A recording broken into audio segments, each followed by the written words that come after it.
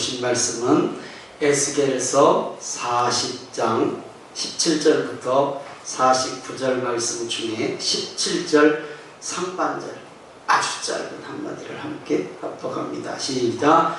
그가 나를 데리고. 이는 살아계신 하나님의 말씀입니다. 아멘. 동영상 한 편 보고 말씀 듣겠습니다.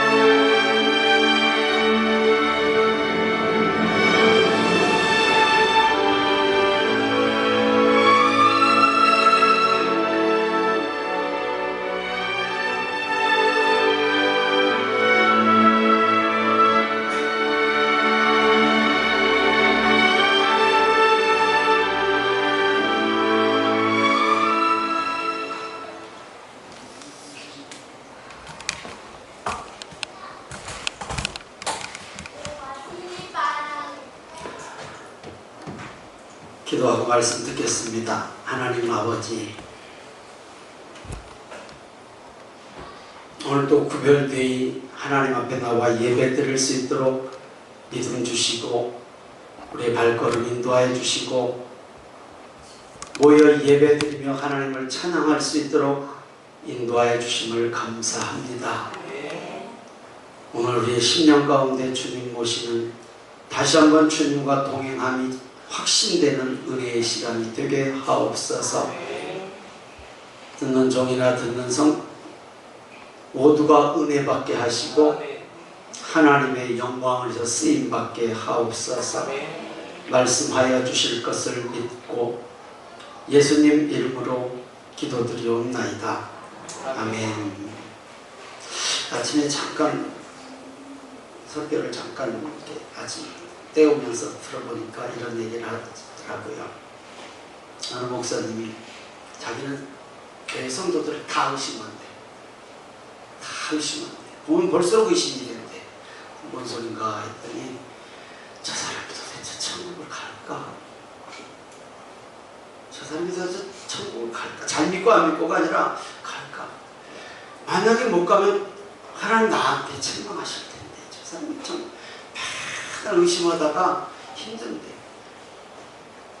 부모가 자녀를 보면서 저게 바르게 잘할까? 저게 나가서 친구들하고 바르게 생활하고 올까? 공부를 할까? 걱정하는 거 부모만이잖아요.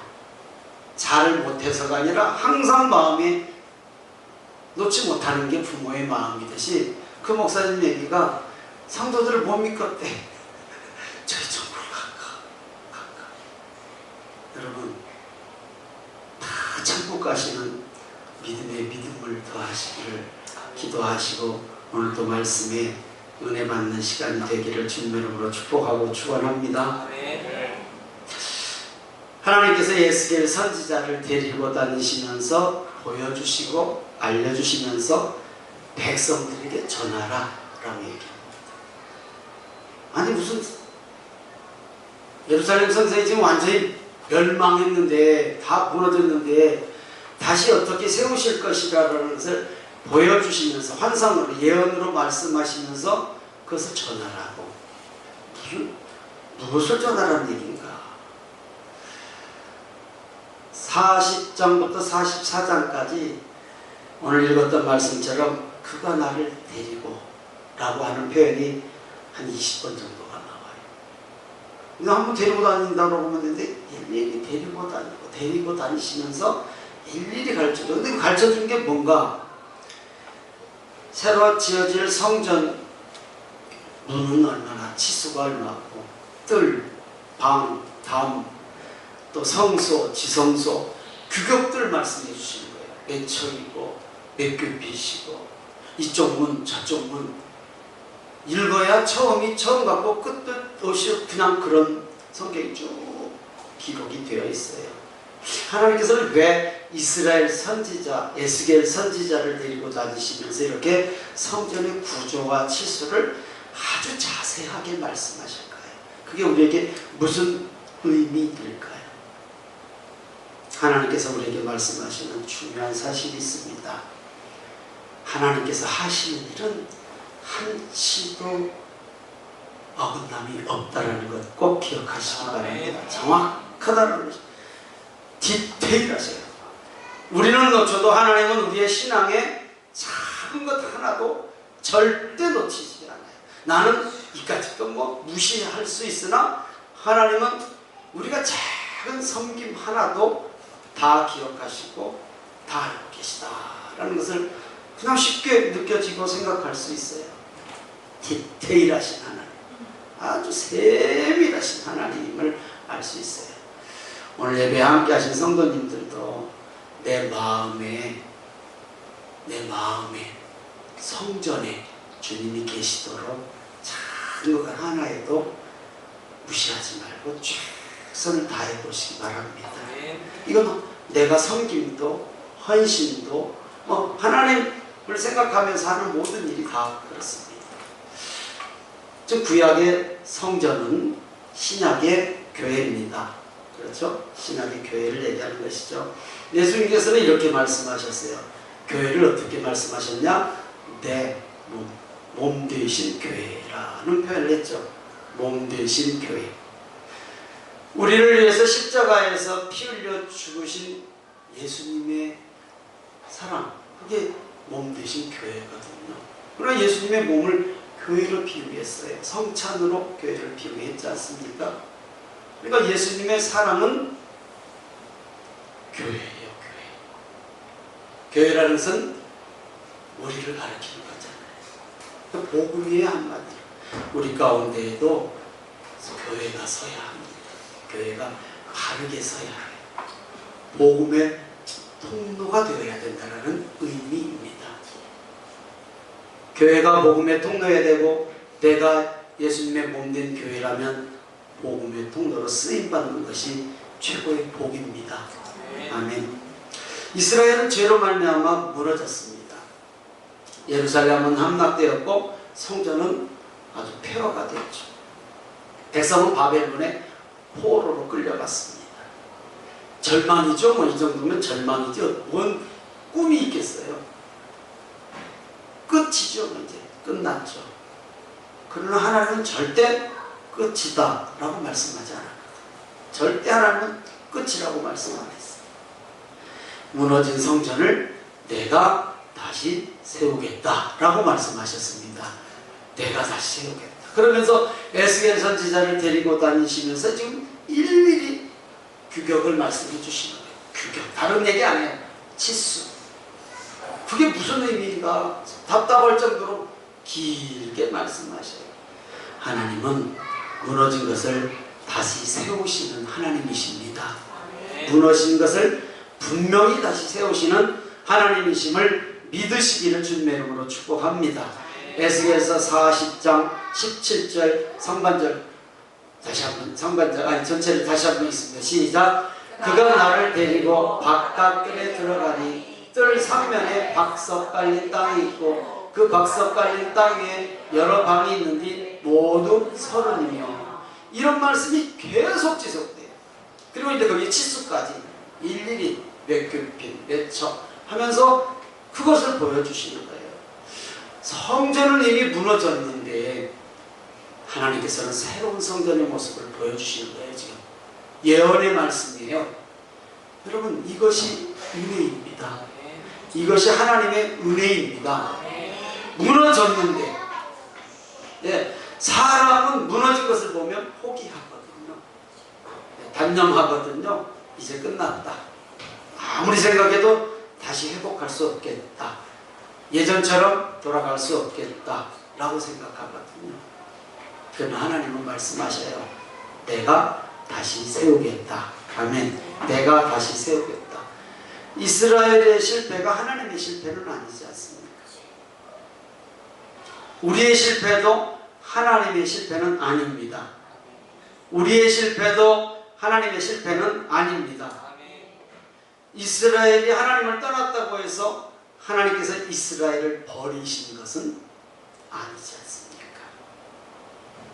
하나님은 심판하시는 하나님이시지만 동시에 회복시키시는 하나님이심을 꼭 기억하고 믿으시기를 바랍니다.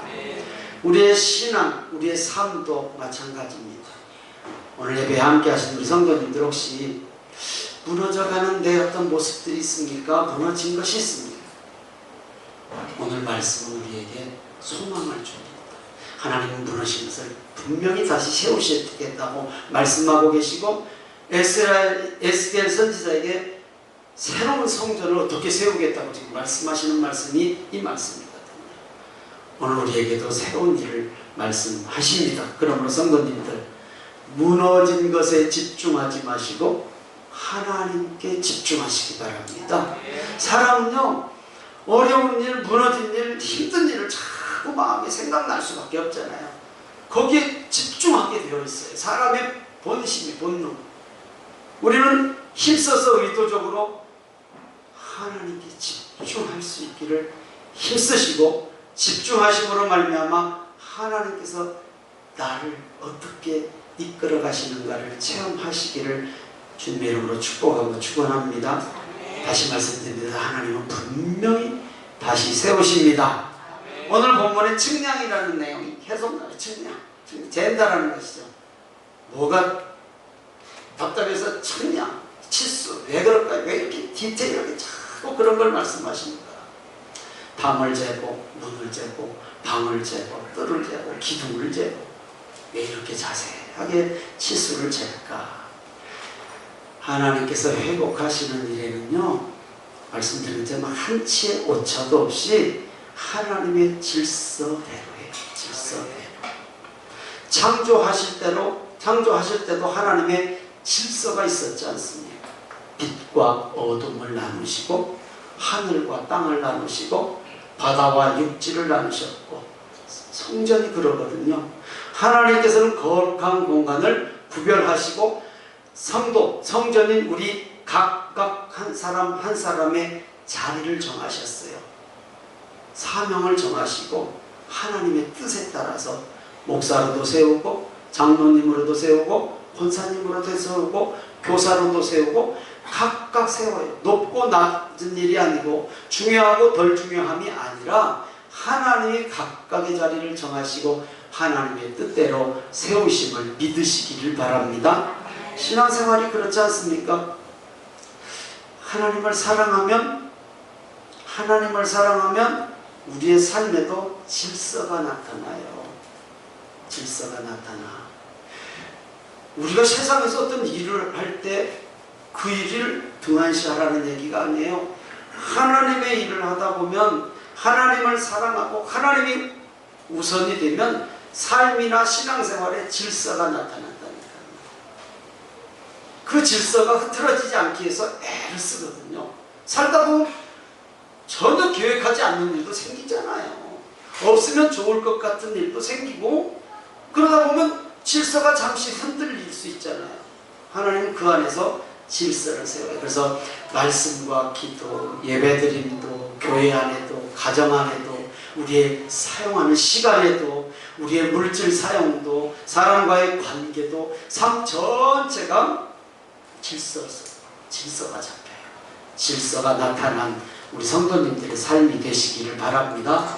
분주함 속에서도 하나님 앞에 드려지는 시간의 질서가 정확하게 서게 되어 있어요. 하나님은 4차원의 세계에서만 우리에게 역사하시는 것이 아니라 우리가 살아가는 3차원의 세계, 4차원의 세계는 영적 세계예요.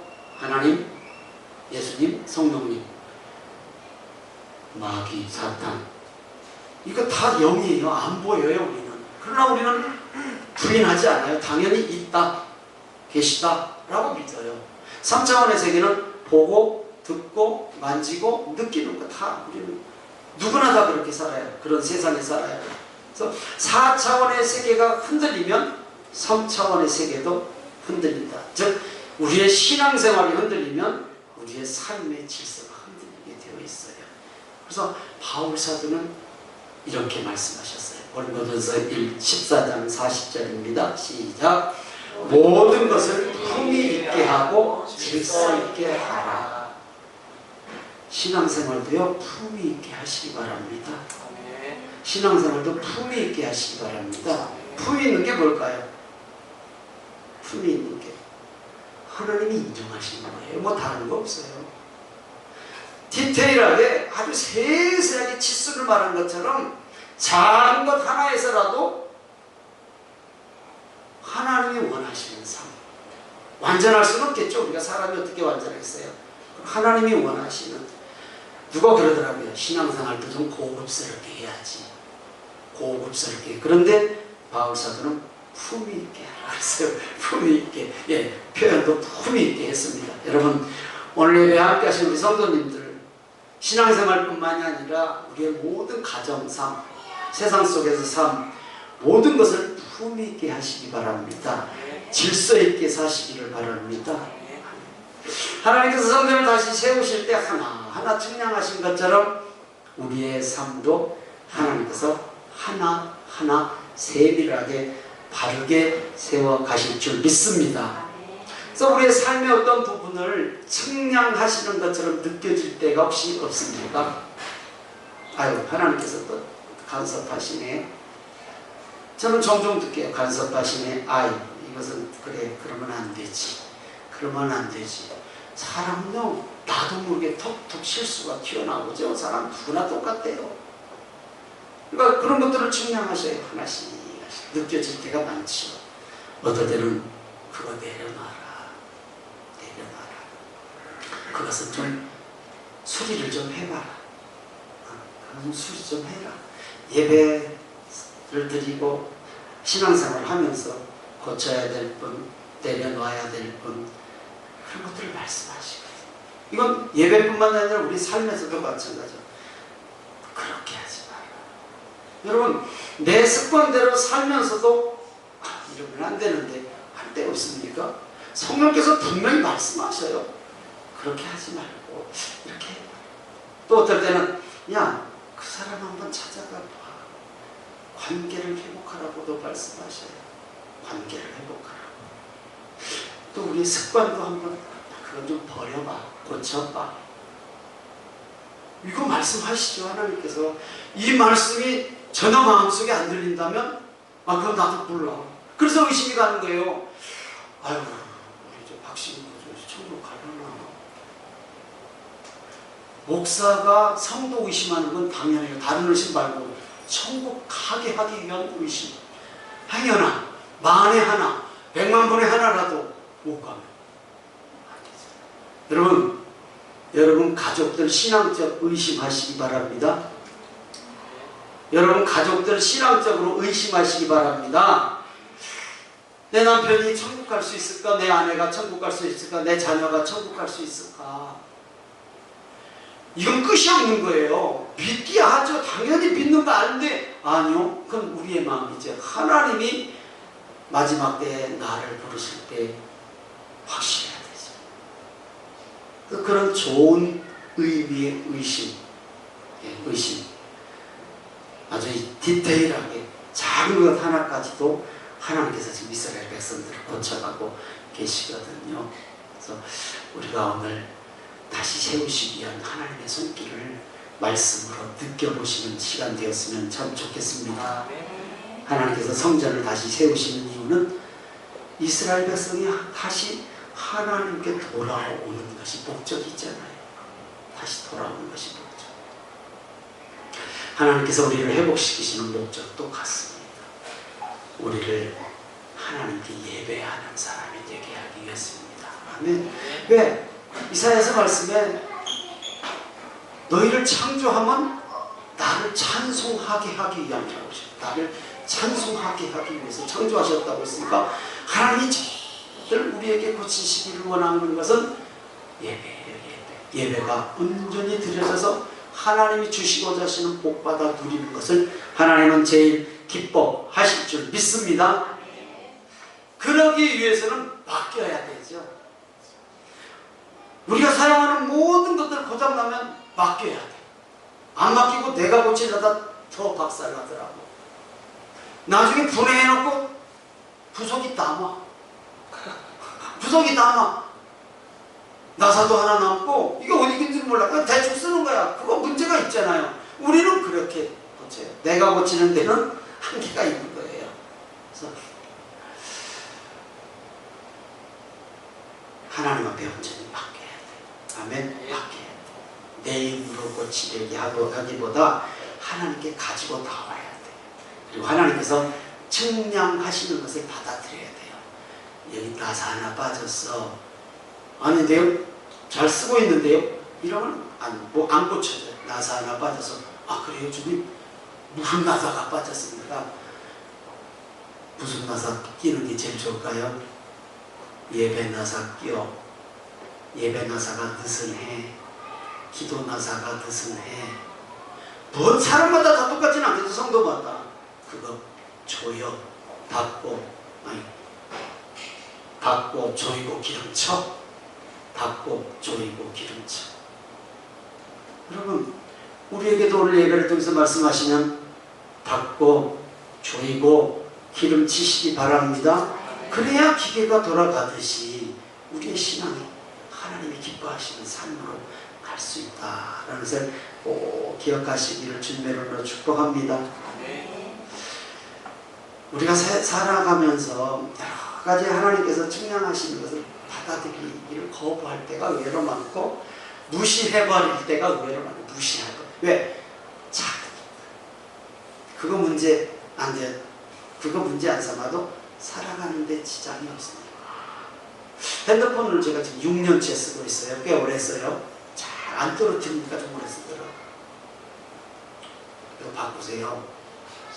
쓸만한데요.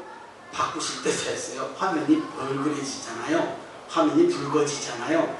어느 날 갑자기 까매지면은 데이터도 못 건져요. 안 믿어져? 다 잘 되는데 그걸 왜 믿어? 1, 2만 원이래야 바꾸지. 100몇십만 원씩까 지금 핸드폰이. 아유, 알았어요. 쓰다 바꿔야죠. 빨리 바꾸세요. 자꾸 빨리 바꾸세요. 꼭 장사 속인 것 같아갖고 내가 좀 안 바꾸고 있는데, 어느 날 저기 나가면 데이터도 못 건진다는 소리에, 아니, 바꿔야 되나? 지금 잘 되는데 모든 것이. 우리 그러고 살아요. 우리 신앙도 하나님께서 측량을 하시고 이거 이렇게 해야 돼, 저렇게 해야 돼, 분명히 말씀하시거든요. 근데 그게 신앙생활이나 삶에 아무 문제가 안 돼, 당장.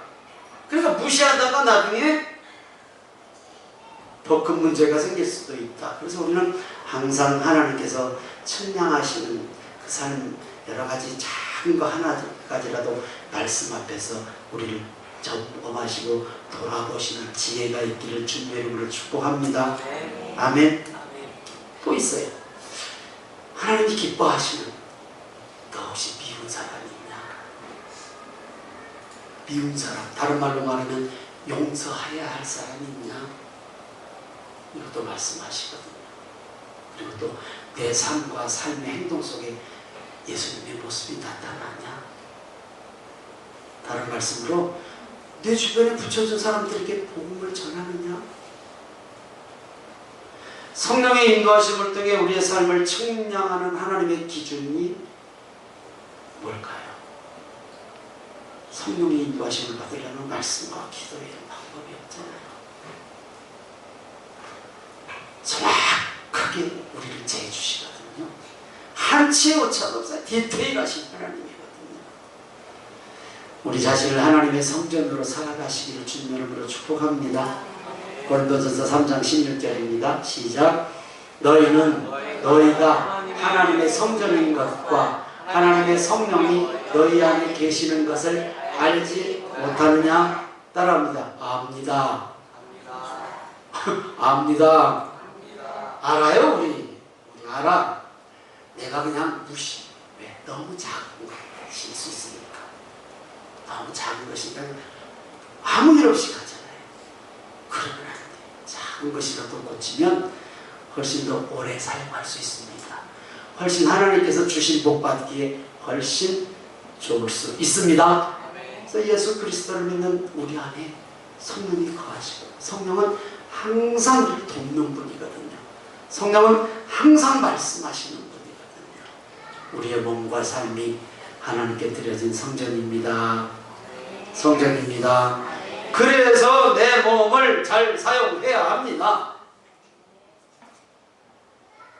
당연하죠. 성전인데 내 몸도 하나님이 주신 것인데 이거 함부로 사용하면 안 되죠. 당연히 함부로 사용하면 안 되죠. 하나님이 쓰시는 날까지 잘 관리해야 되는 건 우리의 책임이잖아요.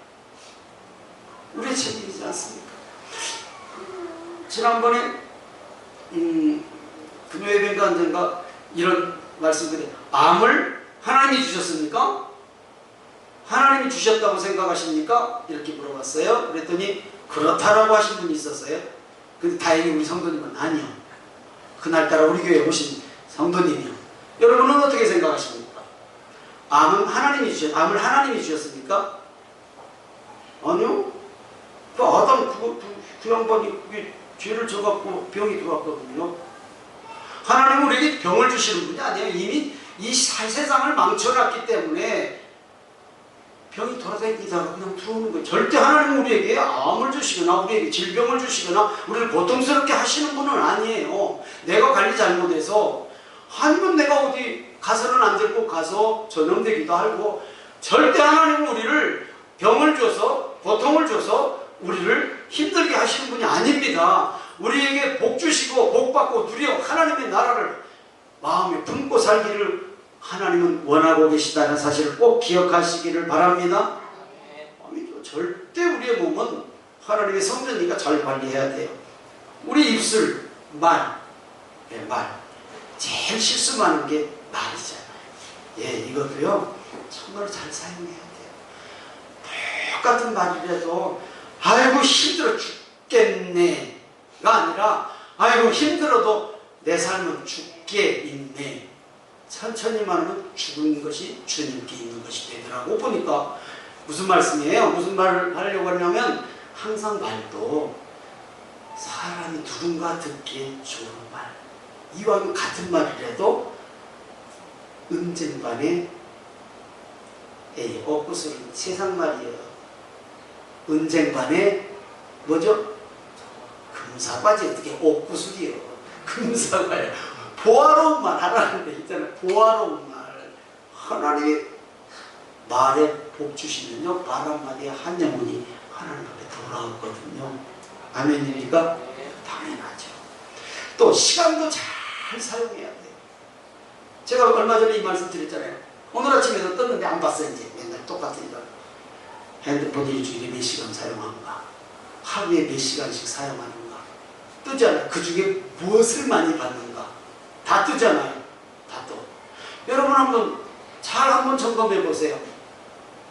당연히 세상에서 살아가다 보면 보아야 될 것은 있지만 봐서는 안 될 것까지는 몰라도 불필요한 것 많이 보지 않습니까? 시간 사용 잘해야 되죠. 시간 사용.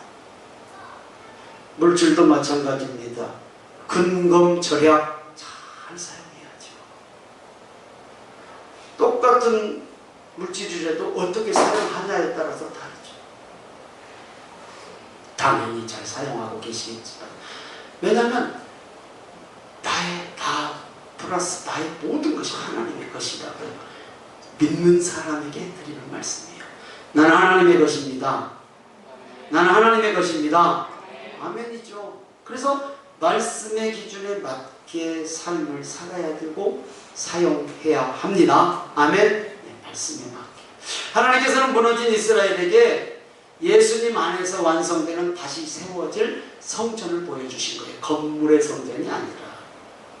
그러나 우리가 성경, 경경 전체의 계시를 따라가 보면 이 성전의 소망은 결국 어디 가서 완성되죠? 예수님에게서 완성돼요. 예수님. 너희가 성전을 헐라 내가 사흘 만에 세운다. 그러니까 못 알아듣는 사람들은 저런 말도 안 되는 소리가 있나. 이 성전을 몇 년에 졌는데 46년간 지은 성전을 헐어버리면 3일에 짓겠다고. 여기에 앉아있는 성도님들이야 그렇게 이해하실 분은 없겠죠. 아, 예수님께서 죽으시고 부활하신 3일을 얘기하시는구나 이렇게 다 알아들으시겠지만, 그렇게 알아듣는 세상 사람들 당연히 있죠. 사람들은 건물의 성전을 생각했지만 예수님께서는 자신의 몸, 인류의 구원을 위해서 십자가에 죽고 3일 만에 부활하신다라는 자기의 몸을 가르쳤어요. 예수님은 십자가에서 우리의 죄를 대신 지시고 죽으셨습니다. 죽으셨습니다. 그러나 그것이 끝이 아니라 부활하셨습니다. 이것이 믿음이고 복음입니다. 사람이 무너뜨린 것을 하나님께서 다시 세우셨습니다. 그리고 예수 그리스도를 믿는 우리에게 성령을 보내주셨습니다. 그러므로 우리의 소망은 내 인생 내가 세운다, 내 인생 내 거다가 아니라 내 인생 예수님께서 다시 세워주십니다. 맡겨보십시오. 맡겨야 수리됩니다. 맡기지 않으면 절대 수리 안 됩니다. 믿음으로 맡겨보십시오. 마태복음 17장 1절입니다. 시작. 예수께서 베드로와 야고보와 그 형제 요한을 데리고 따로 높은 산에 올라가셨더니, 차별을 하셨나? 12제자 중에 왜 딱 3명만 데리고 가셨을까? 맞습니다. 선지자들이 많았었지만 딱 에스겔 선지자만 데리고 다니시면서 그 다른 선지자를 무시했나? 아니죠. 에스겔 선지자의 사명입니다. 예수님께서도 이 세 제자를 따로 들고 변화산에 올라가잖아요. 그리고 세세하게 복음을 가르쳐 주시죠. 모세도 만나고 엘리야도 만나고 그 크신 은혜를 받고 내려와서 제자리를 쏙 들어가 그랬어요. 누구죠? 왜 들어갔죠? 귀신 들린 그 아이 하나 보고 져서 쩔쩔매는 제자들이 그 밑에 기다리고 있었잖아요. 무슨 의미입니까? 그 제자들 귀신도 쫓아내고 병자도 고치고 했던 제자들인데 안 돼. 창피했는지 예수님한테 가서 물어봐. 예수님, 왜 우리는 안 되죠? 한마디 더 붙이다가 예전엔 했었는데. 그래서 예수님께서 그 다음에 뭐라고 그러셨죠? 뭐라고 그러셨죠? 정말 기억을 못해요? 따라합니다. 그냥 쉬운 말로. 기도 외에는 다른 것으로는 이런 능력이 나갈 수 없느니라. 마가복음 9장 29절 말씀이죠. 지금 성경은 이런 능력이 아니라 이런 류, 그전 성경은 이런 종류, 예전 성경은 이런 능력 이렇게 나와 있거든요. 그러니까 예수님께서도 제자를 따로 대지고 다니시면서 세세하게 복음을 가르쳐 주셨어요. 보여주시고 실제 경험하게 하시고. 우리 성도님들도 신앙의 체험들이 다 있는데 이 체험을 지속적으로 주신 주님 주신 은사를 지속적으로 유지하고 사용할 수 있는 것은 성령의 충만함입니다. 기도 외에는 다른 것으로 이런 능력이 나갈 수 없습니다. 아멘. 우리의 삶과 신앙에 적용합니다.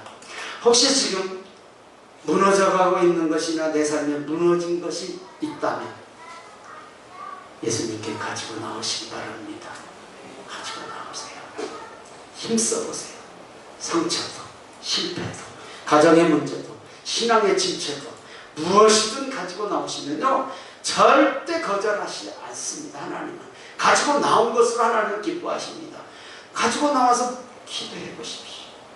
분명히 다시 세울 줄 믿습니다. 그리고 주님께서 세우신 삶을 다시 주님께 드리십시오.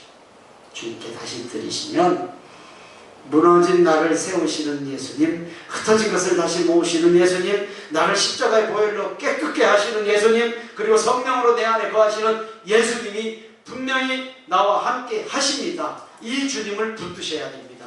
아멘. 그가 나를 데리고가 약 20번 정도가 나요. 그가 나를 데리고 똑같은 말씀. 읽기도 싫어. 아니 이해도 안 돼. 무슨 의미인지도 모르겠어요. 그런 말씀. 그가 나를 데리시고 다니신 것을 여러분 정말로 유명한 사람이 와가지고 다혜야 너 나랑 좀 댕기자. 지나가는데 그냥 다혜는 몰라도 그분은 다 알아. 그럼 다혜가 높아지나 낮아지나? 뭘 고민해 그걸? 당연히 높아지지. 아니 하나님이 나를 데리시고 다니시면 당연히 나도 하나님의 영광을 위해서 쓰임받죠. 당연한 것 아닐까요? 당연하죠. 그렇게 만들어주실 수 있는 분이 하나님이심을 믿습니다. 아멘. 내 인생 나 혼자 세우는 것이 아니에요. 하나님과 하나가 되시기를 바랍니다. 나를 데리고 다니시면서 세우시는 하나님의 힘을 믿으시길 바랍니다. 그렇다면 우리도 누군가를 데리고 다녀야 할 거 아니에요. 뭘 가르쳐주면서 데리고 다녀야 돼요? 하나님께서 예수의 선지자를 세세하게 하나씩 아주 디테일하게 말씀하시면서 성전에 말씀하시면서 데리고 다니셨다고 말씀 기록하고 있는데 우리는 누구를 무엇을 말하면서 데리고 다녀야 돼요? 몰라서 말씀 안 하시는 건 아니죠? 따라합니다. 복음. 예수님 얘기하는 거죠. 예수님. 데리고 다니시면 뭔 얘기였고요? 딱 갖고 다닐 일이 없잖아요. 무슨 말은 하는데 복음 얘기하는 거예요. 몸 대신 예수님의 성전을 알려줘야 하는 거예요. 지금 성전 알려줬잖아요. 그게 복음 아닙니까? 몸 대신 성전이 복음 아닙니까? 말씀 마칩니다. 오늘도 우리의 삶을 하나님의 말씀으로 측량하고 하나님께서 기뻐하시지 않는 것들을 고치시고 무너진 것을 다시 세우시는 하나님이심을 믿으시기 바랍니다. 우리의 삶 전체를 하나님께 드리는 성도님들 되시기를 주님의 이름으로 축복하고 축원합니다. 그리하면 이 모든 것을 더하시겠다고 마태복음 6장 33절이 분명히 말씀하고 있습니다. 한 주간도 나를 데리고 다니시는 하나님께 기도하고 주님 무너진 나를 다시 세워주십시오. 이거 수리 좀 해주십시오. 이거 고쳐주십시오. 이 기도는 주님 다시 오실 때까지 하는 것입니다. 당연히 주님 다시 오실 때까지 내 삶이 주님이 거하시는 성전 되게 해주십시오. 믿으시면 아멘. 찬양하고 기도하겠습니다.